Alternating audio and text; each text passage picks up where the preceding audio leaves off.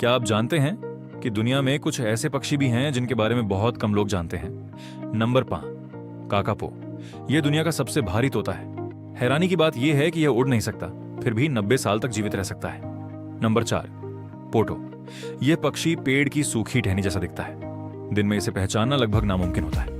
Number 3, lyre bird. यह camera, mobile ringtone, car alarm और यहां तक कि चेंसो की आवाज भी हूबहू निकाल सकता है। नंबर 2, होआजिन। इसके बच्चों के पंखों में पंजे होते हैं, बिल्कुल डायनासोर की तरह। Number 1, shoebill. इसकी विशाल चोंच जूते जैसी दिखती है और इसका डरावना रूप देखकर लोग पहली बार में इसे पक्षी ही नहीं समझते। इनमें से आपको सबसे अजीब पक्षी कौन सा लगा? कमेंट में जरूर बताइए।